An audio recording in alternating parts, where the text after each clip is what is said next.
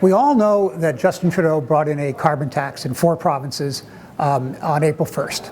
The problem is that small businesses have been complaining for more than a year that the government has sort of hung out them to dry. Small businesses, which create most of the jobs in the country, are going to be collecting about 50% of the revenues of the carbon tax. And Dan Kelly, the head of the Canadian Federation of Independent Business, which represents small businesses, says that they're giving rebates to Canadians, consumers, they're helping large industrial emitters, but they've given us no help at all. And all they've said is, well, pass along the costs to your customers.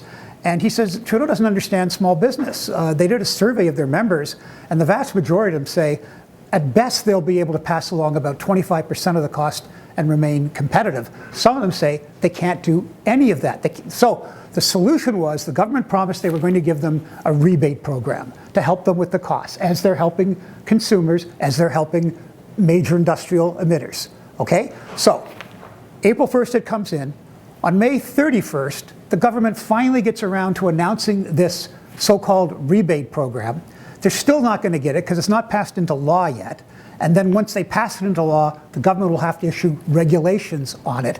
And to get the rebates, you have to spend more money. So you have to do things like update make your place of business more efficient. Buy a Tesla. Who knows?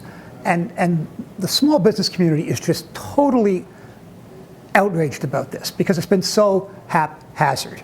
And so, they're basically asking the government for help. The government has been very late on the help and has sort of left them on their own. And it really goes down to what I said in my column in the Sunday Sun, was that it really looks like Trudeau has done this carbon tax on the back of a napkin, and that's bad for Canadians.